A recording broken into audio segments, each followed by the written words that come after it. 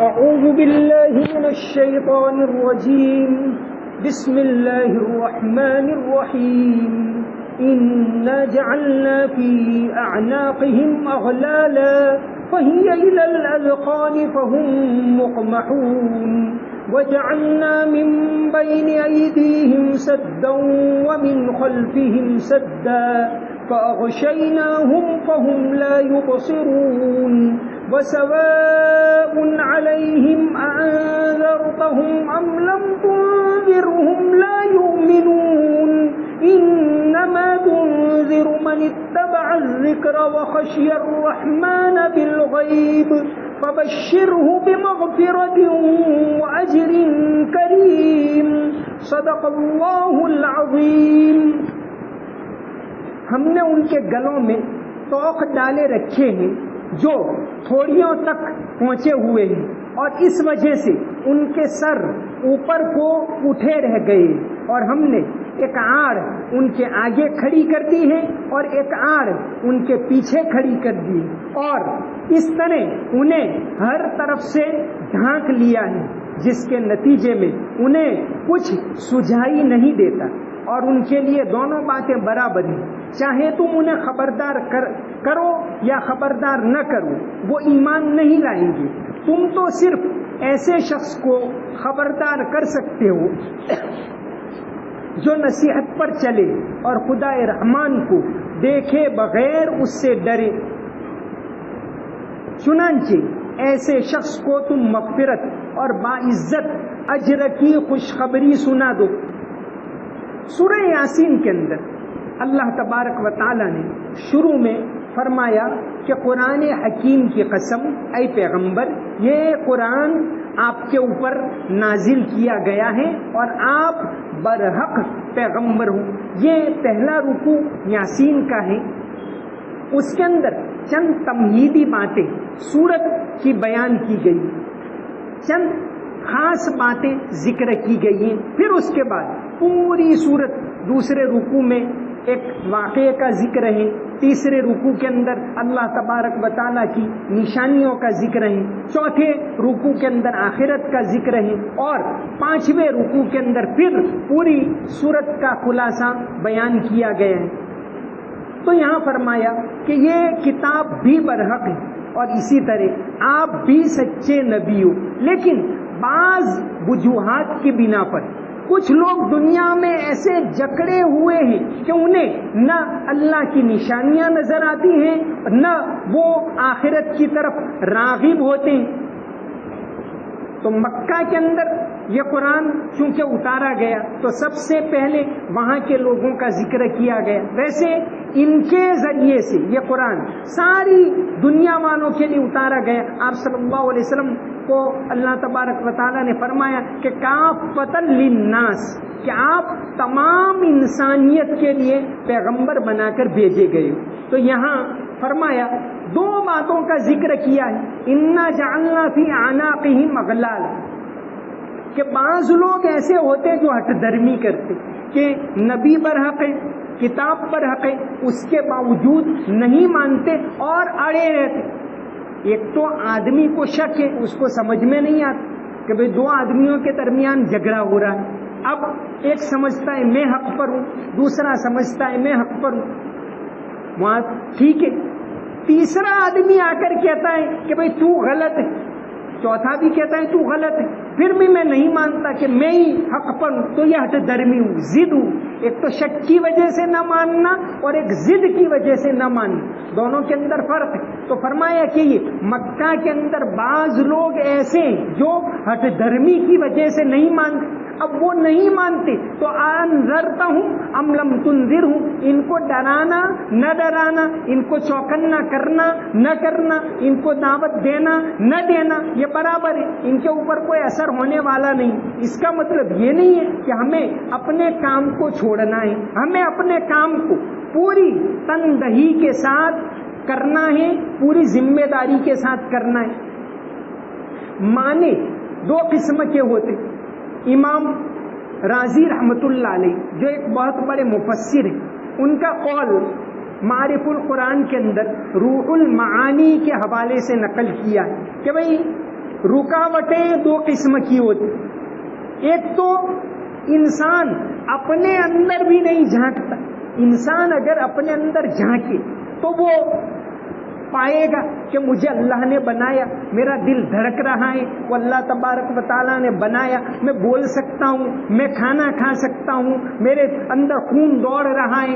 یہ سب کچھ کون کر رہا ہے؟ انسان اگر اپنے اندر بھی غور کرے تو اللہ تعالیٰ کو پہچان.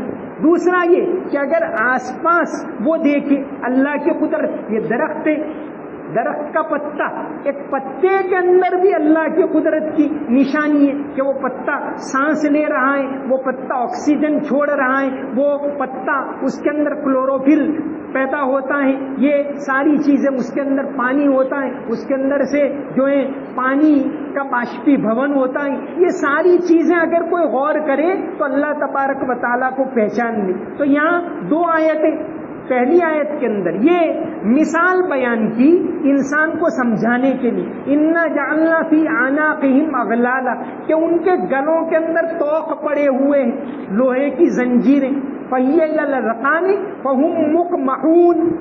اب ان کی گردن اونچی, آدمی اکڑ کی وجہ سے نہیں مان رہا, اس کو یہ تعبیر کیا, گردن اونچی اٹھی رہ گئی کہ بھئی میں ہوں, میں بہت جانتا ہوں, میں سائنسدان ہوں, میں مالدار ہوں, میں ایسا ہوں, میں طاقتور ہوں. یہ میں کی وجہ سے انسان نہیں مانتا. تو یہ تکبر انسان کو ہٹ دھرمی کے اوپر آمادہ کرتا ہے. تو پہلی آیت کے اندر یہ بیماری بیان کی گئی. دوسرا وَجَعَلْنَا مِن بَيْنِ أَيْدِيهِمْ سَدًّا وَمِنْ خَلْفِهِمْ سَدًّا, نہ ان کو آگے نظر آتا ہے نہ پیچھے نظر آتا ہے. پیچھے سے مراد کہ اگر پچھلے لوگوں کے اوپر غور کریں کہ بھئی کتنے لوگ اس دنیا کے اندر تھے, سب چلے گئے, مجھے بھی جانا ہے ایک دن. کتنے لوگ تھے وہ پتہ نہیں کہاں چلے گئے, مجھے بھی ایک دن یہ دنیا چھوڑنی. آگے اپنے آگے دیکھے اللہ تبارک و تعالیٰ کی قدرت کی نشانیاں نظر آئے گی. اس کے باوجود ان کی دل کی آنکھیں بند ہیں, دل کی آنکھیں کھلی ہوئی نہیں ہیں, اب ان کو نظر نہیں آتا. آنکھ والے تیری قدرت کا تماشا دیکھیں, آنکھ والے تیری قدرت کا تماشا دیکھیں, دیدہ کور کو کیا آئے نظر کیا دیکھیں. اگر یہ چیز انسان چھوڑ دے, اللہ کی بڑائی کو مان لے, تو پھر اللہ تبارک و تعالیٰ اس سے کام لیتے. ایک بہت بڑے دائی گزرے ہیں پچھلی صدی میں, بلکہ ابھی 2004 میں ان کا انتقال ہوا, محمد پالن حقانی, آپ نے نام سنا ہوگا. بہت بڑے مقرر, حالانکہ وہ ایسے مقام پر پیدا ہوئے واقعیت جو آج بھی بدعت کا گھر سمجھا جاتا ہے, وہاں پیدا ہوئے محمد پالن حقانی. پھر احمد آباد کے اندر آ گئے, بس اسکول میں 2 پڑھے اور کچھ تھوڑی بہت اردو سیکھی مدرسے میں, اور آ گئے احمد آباد میں فیکٹری میں کام کرنے کے لیے. ان کی ماں نے بھیج دی. لیکن احمد آباد میں آنے کے بعد شروع میں تو وہ قوالی کے اندر لگ گئے, مشہور قوال بن گئے. لیکن ایک صوفی سے ملے وہاں, بابا علی شاہ. بابا علی شاہ کو ملنے کے بعد اب ان کی حالت بدل گئی. رفتہ رفتہ اب انہوں نے پڑھنا شروع کی, اللہ تبارک و تعالیٰ کو ان سے کام لینا, قوالی چھوڑ دی, اور پھر دین کو اتنا پڑھا, ایسے بڑے دائی بنے. حالانکہ اسکول میں 2 کتابیں پڑھے ہوئے تھے, مدرسے میں ناظرہ پڑھے ہوئے, لیکن ان کی کتابوں کے پیش لفظ دیوبند کے محتمین نے بھی لکھے, اتنے پر آگے بڑھ گئی. اور صرف ہندوستان میں نہیں, افریقہ اور لندن میں جا کر بھی تقریریں کرتے. اللہ تبارک و تعالیٰ نے ان سے کام لیے. ان کی کتابیں شریعت یا جہالت یہ بہت مشہور ہے. اسی طرح اہل حدیث کو جواب دینے میں ان کی کتاب قرآن و حدیث اور مسلک اہل حدیث. علماء لکھتے ہیں کہ شاید ایسی کتاب کوئی اچھے علماء بھی نہ لکھ سکے, ایسی کتاب انہوں نے لکھی. تو اللہ تبارک و تعالیٰ کو ان سے کام لینا تھا, تو اتنا بڑا کام لیا کہ اس زمانے میں علماء لکھتے ہیں کہ عطا اللہ شاہ بخاری کو چھوڑ کر سب سے زیادہ مجمع اگر کسی کے بیانوں کے اندر ہوتا تھا تو محمد پالن حقانی کے بیانوں کے اندر ہوتا تھا. یہ احمد آباد میں رہتے تھے, لیکن پورے ملک میں بلکہ دوسرے ملکوں میں بھی اللہ تبارک و تعالیٰ نے ان کو مقبولیت دی.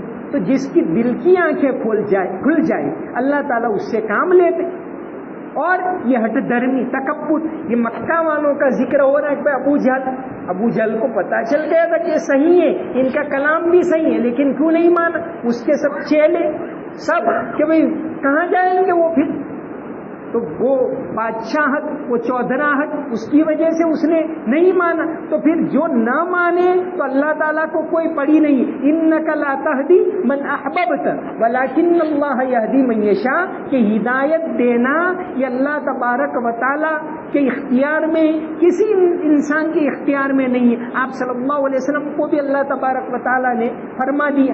آپ صلی اللہ علیہ وسلم اتنے زیادہ کوڑے رہتے تھے کہ لوگ کیسے اللہ کو مانے، لوگ کیسے پابند بن جائیں نماز کے، لوگ کیسے جو ہیں اللہ تعالیٰ کی طرف مائل ہو جائیں. اتنے زیادہ آپ صلی اللہ علیہ وسلم فکر مند رہتے تھے کہ اللہ تبارک و تعالیٰ نے فرمایا لعلک باخع نفسک اللہ یکونوا مؤمنین، کہ پیغمبر صلی اللہ علیہ وسلم اگر یہ لوگ ایمان نہ لائیں تو کہیں آپ اپنے آپ کو ہلاکت کی طرف نہ لے جائیں، اپنے دم کو گھونٹ نہ دیں. آپ کا کام تو پہنچانا ہے لیکن ہدایت دینا یہ ہمارا کام ہے. تو یہاں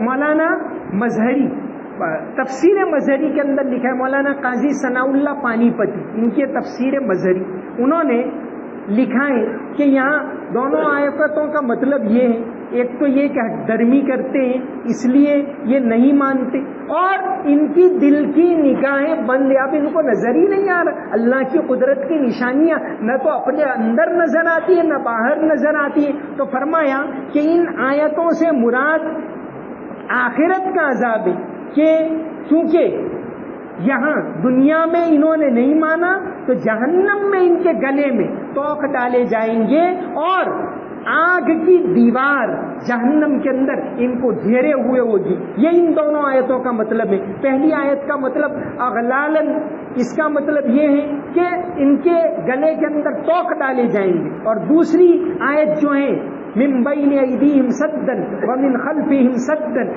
نہ تو وہ پیچھے کی باتوں سے عبرت لیتے ہیں نہ آنے والی سامنے جو باتیں ان سے عبرت لیتے ہیں. تو اللہ تبارک و تعالیٰ ان کو ایسے عذاب کے اندر گھیر لیں گے کہ چاروں طرف آگ ہوگی. انما تنذر من اتبع الذکر، بے شک آپ ایسے آدمی کو خبردار کر سکتے ہیں جس کے اندر کڑن ہو، جس کے اندر کوئی تڑپ ہو، جس کے اندر طلب ہو کہ میں حق بات کو حاصل کروں، میں حق بات کو سیکھوں، میں اللہ کو پہچانوں.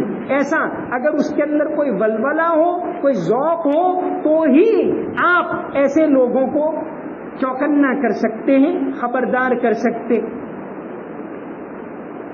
انما تنذر، بے شک آپ ایسے شخص کو چوکنا کر سکتے ہیں جس کے دل کی آنکھیں کھلی ہوئی.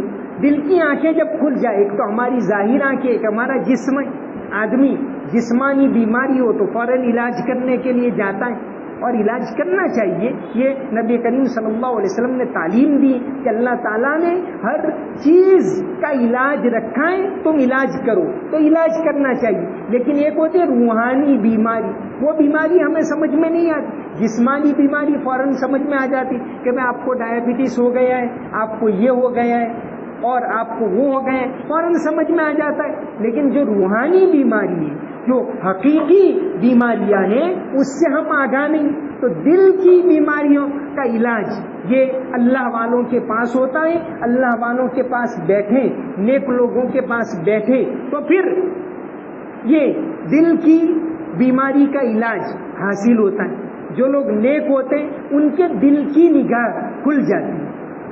مولانا احمد علی لاہوری بہت بڑے عالم گزرے، لاہور کے اندر ان کا مزار ہے، اور قرآن کے بڑے مفسر. اصل میں پورا سلسلہ چلا قرآن کی تعلیم کا ہندوستان کے اندر، اور اس کو چلایا سب سے پہلے شاہ ولی اللہ محدث دہلوی رحمۃ اللہ علیہ. شاہ ولی اللہ محدث دہلوی 1762 میں ان کا انتقال ہوا. ان کے والد صاحب شاہ عبد الرحیم، یہ بھی قرآن کی تفسیر کرتے تھے. شاہ عبد الرحیم اورنگزیب کے زمانے، بلکہ اورنگزیب نے جو ایک فتاوا کی کتاب تیار کروائی، فتاوا عالمگیری، یا جس کو فتاوا ہندیہ بھی کہتے، 40 بڑے بڑے علماء ان کو جمع کر کے ایک فتاوا کی کتاب لکھوائی تھی، فتاوا ہندیہ. تو اس کو تیار کرنے میں یہ خاص آگے تھے شاہ عبد الرحیم. تو ان کے بیٹے شاہ ولی اللہ رحمۃ اللہ علیہ، شاہ ولی اللہ نے بہت ساری کتابیں لکھی. ایک ان کی کتاب حجت اللہ البالغہ. یہ کتاب ایسی ہے، اس کے اندر حقائق بیان کیے کہ انسان کے دل کی نگاہ کھل جائے. بہت تفصیلی کتاب ہے. ہمارے یہاں کے ایک عالم گزرے ہیں مولانا ابو العلا درگاہی، انہوں نے اس کا ترجمہ کیا تھا اردو میں آج سے تقریباً 80-90 سال پہلے. تو یہ پورا شاہ ولی اللہ نے سب سے پہلے ہندوستان میں قرآن کا فارسی میں ترجمہ کیا. اب تک قرآن کا ترجمہ یہاں نہیں ہو رہا تھا، پہلی مرتبہ انہوں نے فارسی میں ترجمہ کیا.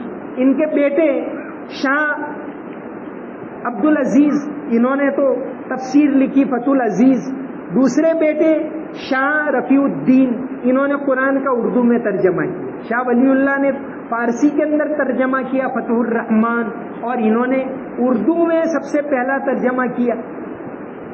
اور وہ ورڈ ٹو ورڈ، لفظ بلفظ ترجمہ. پھر ان کے دوسرے یعنی تیسرے نمبر کے بیٹے شاہ عبد القادر، انہوں نے قرآن کا اردو میں با محاورہ ترجمہ کیا اور تفسیر لکھی موضح القرآن. تو یہ پورا خاندان قرآن کے ساتھ جڑا ہوا تھا. انہی کے شاگردوں کا سلسلہ چلا قرآن کی تعلیم کے لیے. انہی میں سے ایک تھے مولانا عبید اللہ سندھی انگریزوں کے زمانے میں، اور عبید اللہ سندھی کے خاص شاگرد یہ مولانا احمد علی لاہوری. مولانا احمد علی لاہوری اللہ تبارک و تعالی جس سے کام لیتے ہیں اس کے دل کی نگاہوں کو کھول دیتے. تو مولانا احمد علی لاہوری ان کے قرآن کے بہت بڑے ماہر تھے. قرآن کریم کی تفسیر کرتے تھے. قرآن ان کو شیخ التفسیر کا لقب دیا گیا. تو مولانا احمد علی لاہوری کا ایک واقعہ آتا ہے، لکھتے ہیں ان کے بارے میں کتاب لکھی ہے شیخ التفسیر حضرت مولانا احمد علی لاہوری کے واقعات. اس کے اندر لکھا ہے کہ یہ کتنے زیادہ اللہ تعالیٰ نے دل کی آنکھیں ان کی کیسی کھول دی تھی کہ ان کو سب نظر آ جاتا تھا. ایک مرتبہ لکھتے ٹوپی یوں رکھی اور وضو کرنے کے لیے گئے. کوئی ان کا شاگرد ہوگا، اس کو شوق ہوا کہ لاؤ میں مولانا کی ٹوپی پہنوں. ٹوپی پہنی اور ایک دم گھبرا گیا، ٹوپی پھینک کے بھاگ گئے. آئے حضرت کہا کیا ہوا؟ تو لڑکوں نے کہا کہ بھائی پتہ نہیں کیا ہوا. پتہ چلا کہ بھائی وہ ٹوپی پہنی تھی، ایسا لڑکوں نے کہا. تو مولانا سمجھ گئے. اللہ تعالیٰ نے ایسی تاثیر دی تھی مولانا کی کہ ان کو نظر آ جاتا کہ بھئی یہ لوگوں کو پریشان کرتا ہے، یہ اس گناہ میں مبتلا، یہ اس گناہ میں مبتلا، یہ ان کو نظر آ جاتا ہے. دل کی آنکھیں ان کی کھلی ہوئی. تو کوئی سانپ نظر آتا ہے کہ بھئی ٹوپی پہنی وہ لڑکے نے، تو کوئی سانپ نظر آتا ہے. سانپ کیا کرتا ہے کہ بھئی خود کو فائدہ ہو کہ نہ ہو دوسروں کو نقصان پہنچاؤ. کہ کوئی شیر نظر آیا کہ بھئی تو اپنے فائدے کے لیے دوسروں کو نقصان پہنچاؤ. تو اس طرح سب جانور نظر آنے لگے تو ٹوپی پھینک کے بھاگ گیا. تو یہ مولانا احمد علی لاہوری اتنے اللہ تعالیٰ نے اتنا مرتبہ دیا کہ 1962 میں جب ان کا انتقال ہوا 17 رمضان کے دن رات کو لاہور کے اندر عشاء کی نماز میں رمضان میں 17 رمضان کو سجدے کے اندر انتقال ہوا فرض نماز کے اندر. تو اللہ تبارک و تعالی کام لیتے ہیں بشرطے کہ آدمی ہٹ درمی نہ کرے. آئی ایم سم تھنگ تو پھر وہ بات ختم ہو جاتی. آدمی بندہ بن کر رہے بار بار کہاں گئے اللہ اکبر اللہ بڑا تو چھوٹا. بچہ پیدا ہو وہیں سے اس کے کان میں کہا جاتا کہ اللہ بڑا ہے ہر ایک چھوٹا. نبی کریم صلی اللہ علیہ وسلم کو بھی قرآن میں اللہ تعالیٰ نے کیا فرمایا؟ تبارک الذی نزل الفرقان علی عبدہ، کہ آپ بندے ہیں. محمد عبدہ، پہلے بولو کہ محمد اللہ کے بندے ہیں اور اس کے رسول. حالانکہ آپ صلی اللہ علیہ وسلم کا مقام کتنا بڑا، اللہ کے بعد سب سے بڑے آپ، اس کے باوجود کہا کہ بھائی اللہ کے بندے. تو انسان تواضع کے ساتھ رہے، بندہ بن کر رہے اور طلب اپنے اندر ہو تو پھر اللہ تبارک و تعالیٰ اس کو نوازتے، اور جو ہٹ درمی کرے پھر اس کی نگاہیں بند، اب اس کو کچھ نظر نہیں آتا۔ آج سائنس نے کتنی ترقی کر لی، ہر چیز کو کہ بھئی درخت کا پتا ہے، اس کو مائکروسکوپ سے دیکھ کر اس کے اندر کیا کیا اللہ کی نشانیاں دکھتی، لیکن نظر نہیں آ رہی، اللہ کو پہچانتا نہیں۔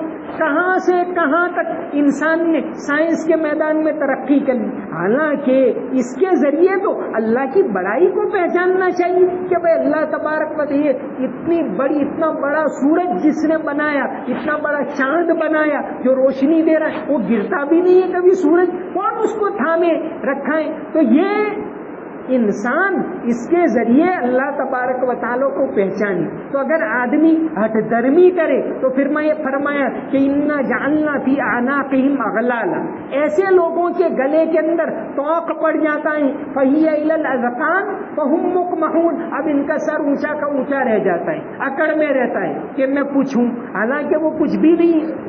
اور دوسری پھر وَجَعَلْنَا مِن بَيْنِ أَيْدِيهِمْ سَدًّا وَمِنْ خَلْفِهِمْ سَدًّا، نہ پیچھے کی بات اس کو نظر آتی ہے کہ پچھلے واقعات سے وہ عبرت پکڑتا ہے، نہ اس کو آگے کی بات نظر آتی ہے کہ اللہ تعالیٰ دنیا کے اندر کیا کیا کر رہے ہیں کہ وہ عبرت پکڑے۔ تو اللہ تبارک و تعالیٰ کام ایسے لوگوں سے لیتے ہیں جن کے اندر تواضع، جن کے اندر نمرتا ہو، جن کے اندر اللہ کی بڑائی کی پہچان ہو، جو اللہ کے بندوں کی مدد کرنے والے ہو، جو اللہ کے بندوں کے ساتھ اچھا برتاؤ کرنے والے ہو، جو اللہ کے ضرورت مند بندوں کی خبرگیری کرنے والے ہو۔ تو ایسے لوگوں کو اللہ تبارک و تعالیٰ نوازتے، اور سب سے بڑی خبرگیری تو یہی ہے کہ لوگوں کو اللہ کے دین کی طرف بلائے، دین کی طرف مائل کرے، لوگوں کو اللہ کی عبادت کی طرف مائل کرے، لوگوں کو روزوں کی طرف مائل کرے، لوگوں کو کلام اللہ کی تلاوت کی طرف مائل کرے، مطلب یہ کہ دعوت کا کام کرے۔ یہ سب سے بڑی لوگوں کے ساتھ ہمدردی اللہ تبارک و تعالی صحیح سمجھتا فرمائے۔ تو یہ دین کا کام جو ہے، تبلیغ کا کام ہے، اس کا مقصد یہی ہے کہ لوگوں کو اللہ کی طرف مائل کرنا، اللہ کی طرف جوڑنا۔